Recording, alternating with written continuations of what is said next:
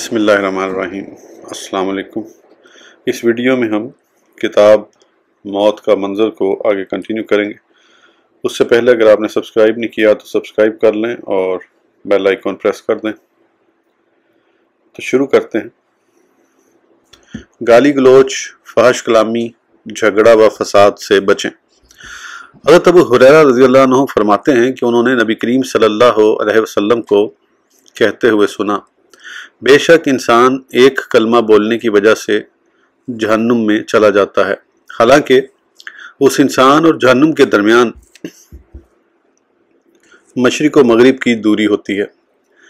یعنی انسان بولتے وقت یہ غور و فکر نہیں کرتا کہ اس کلام میں کتنی قباحتیں یعنی برائیاں ہیں، اور اس کلام پر مرتب ہونے والے عذاب سے خوف نہیں رکھتا، جیسے ظالم، فاسق، فاجر، غدار، لٹیرے بادشاہوں کی ناحق تعریف کر کے چاپلوسی کرنا، کسی پر ناجائز تہمت لگانا، مسلمانوں کو نقصان پہنچانے والا کلام کرنا۔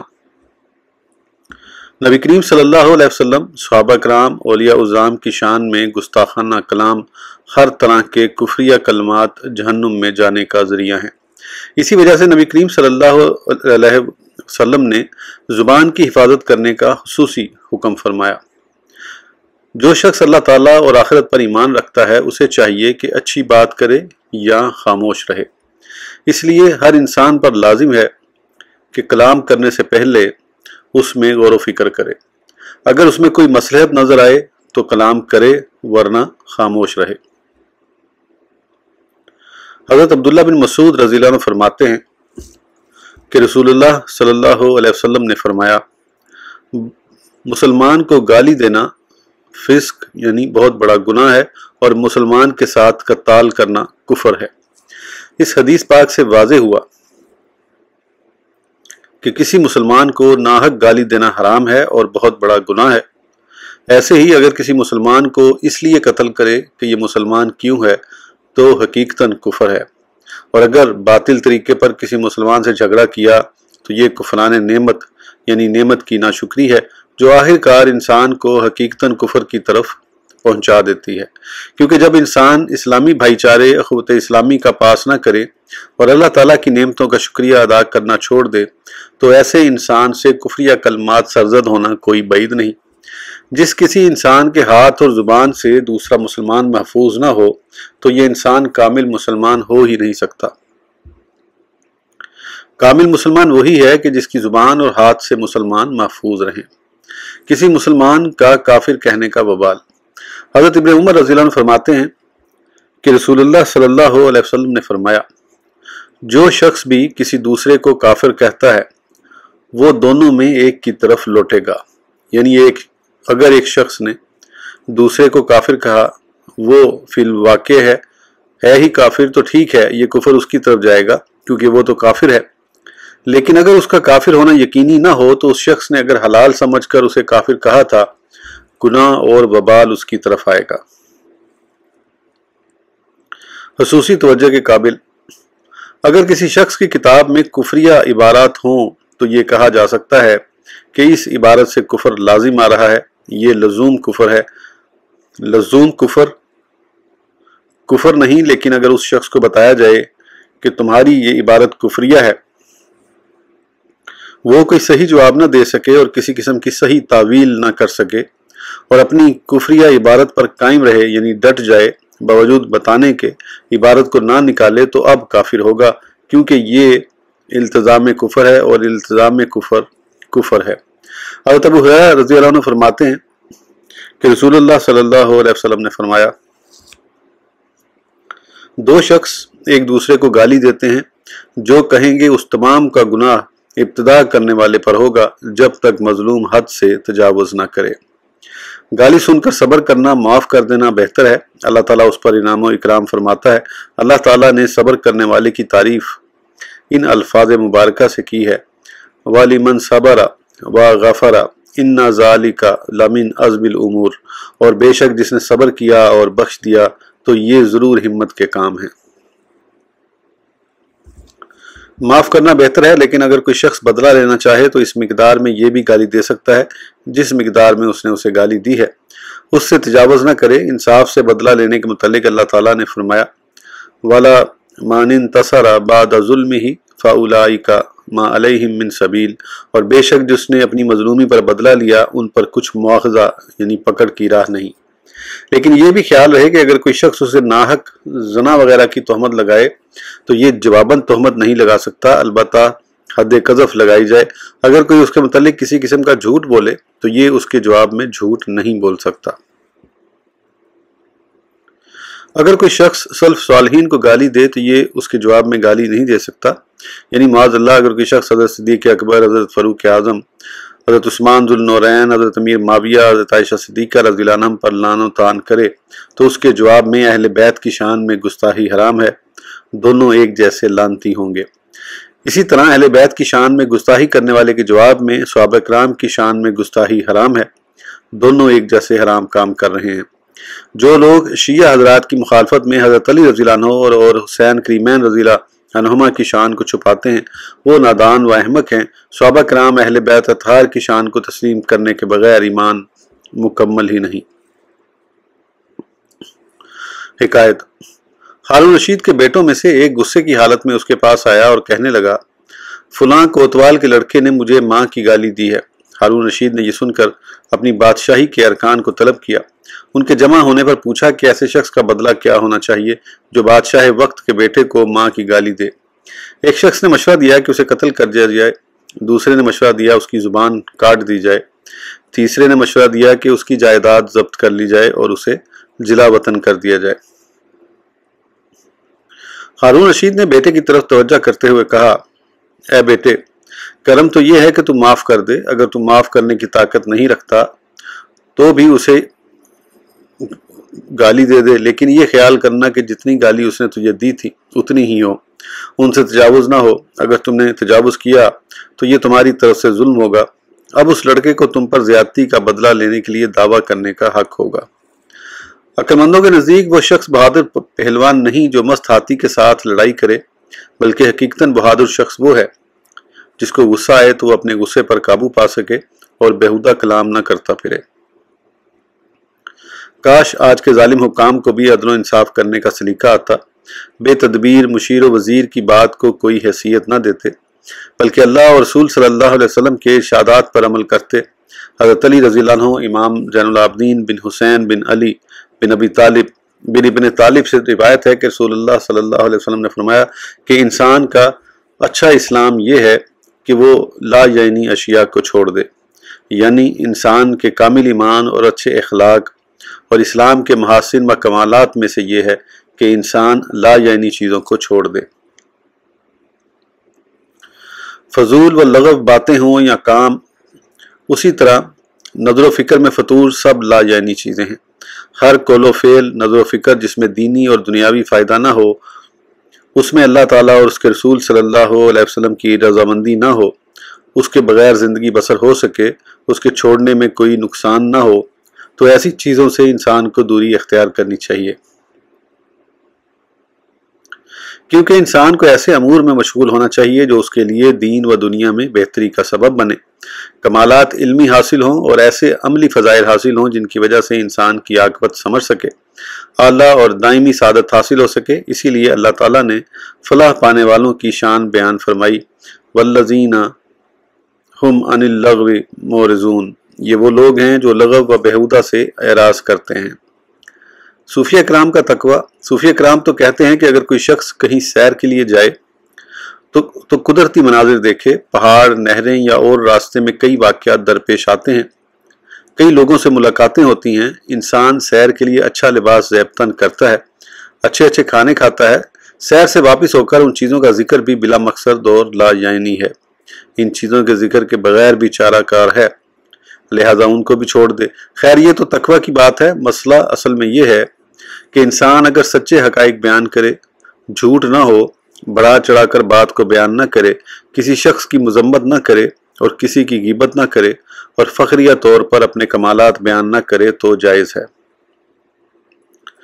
حکایت: ایک بزرگ ولی اللہ عارف باللہ کہیں سے گزرے، ایک 2 منزلہ مکان دیکھ کر پوچھا یہ کب سے بنا ہے؟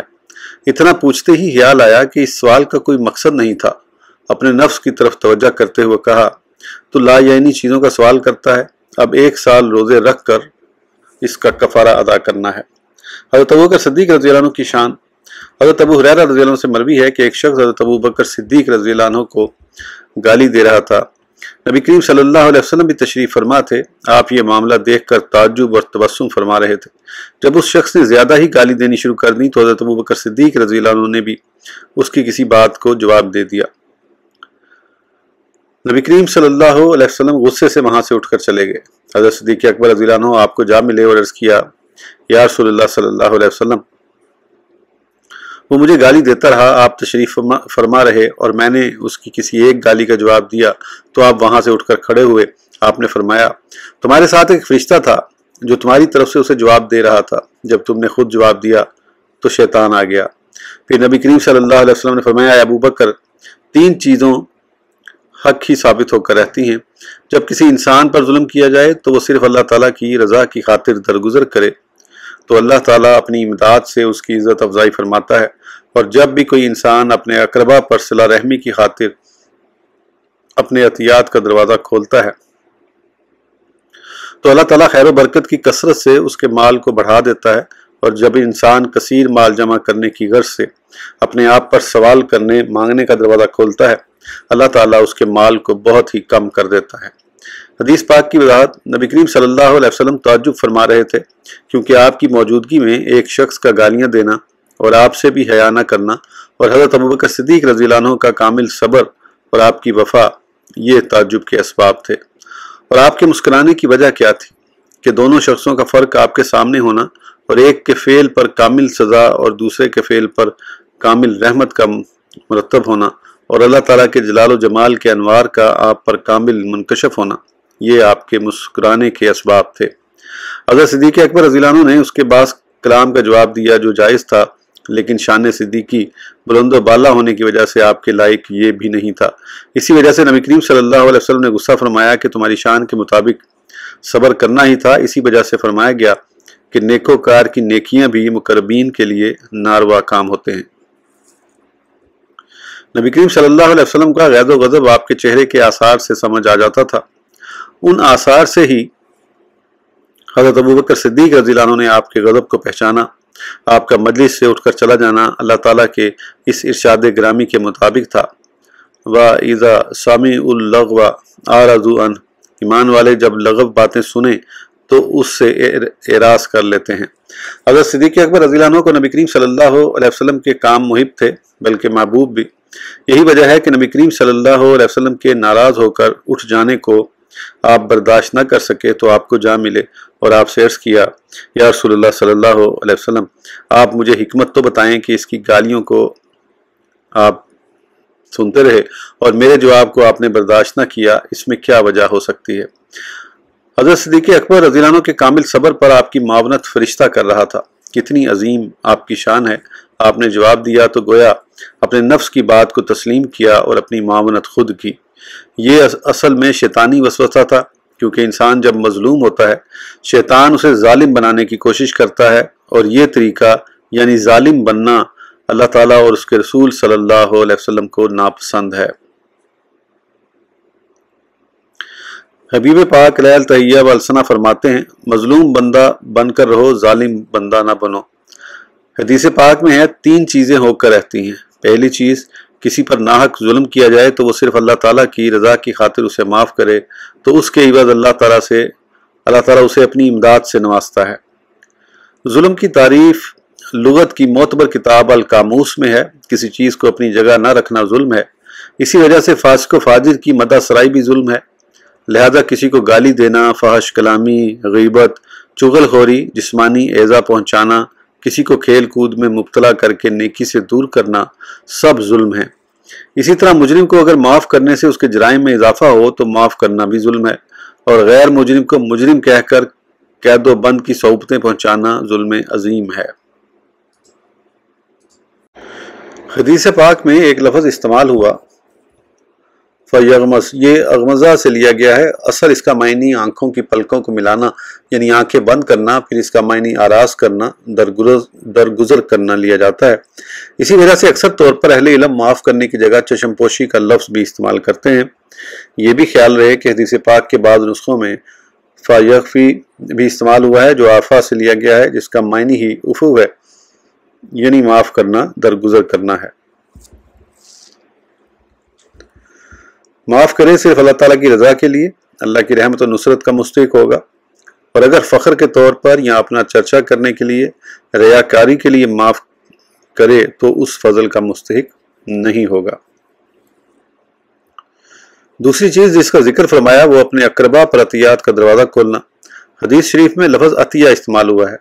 شارحین نے زیادہ طور پر اس کا معنی صدقہ کیا ہے، کیونکہ صدقہ اس عطیہ کو کہتے ہیں جو ثواب کی غرض سے دیا جائے، اور حبہ میں ثواب کی نیت نہیں ہوتی، لیکن عطیہ کا معنی اگر عام ہی رکھا جائے تو صدقہ اور حبہ دونوں کو شامل ہو تو بہتر ہے۔ اس شخص کا عطیات میں ارادہ نہ ہو، پھر اللہ تعالیٰ اس کے مال میں ظاہری باطنی برکتیں عطا فرماتا ہے۔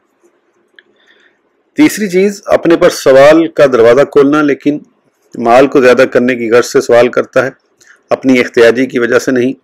ہاں وہ محتاج جس کے پاس ایک وقت کا کھانا بھی نہیں اور اپنی حاجت کو پورا کرنے کے لیے سوال کرے تو جائز ہے۔ یہ سوال بھی مخلوق سے مراد ہے، کیونکہ اللہ تعالیٰ سے بار بار سوال کیا جائے، جتنا سوال کیا جائے وہ خوش ہوتا ہے۔ اللہ تعالیٰ سے اس کے فضل کا سوال کرو، اس لیے اللہ تعالیٰ پسند فرماتا ہے کہ اس سے سوال کیا جائے۔ افضل عبادت کشادگی کا انتظار کرنا ہے۔ اللہ تعالیٰ کو کیوں پسند ہے کہ اس سے سوال کیا جائے؟ اس لیے کہ وہ کریم ہے، انعام عطا فرمانے والا ہے، بخشش کرنے والا ہے، عطا کرنے والا ہے، غنی کرنے والا ہے، کشادہ رزق کا مالک ہے۔ لہذا جو شخص اللہ تعالیٰ سے بار بار مانگے، زیادہ سے زیادہ مانگے گا، کیونکہ وہ اپنی ایسی صفات کا مالک ہے کہ ان کا صفات میں کوئی اس کا شریک نہیں۔ جب دینے والے کی رحمت میں کوئی کمی نہیں تو لینے والوں کو اپنی حماقت سے اپنے دامن کو تنگ کرنے کی کیا ضرورت ہے؟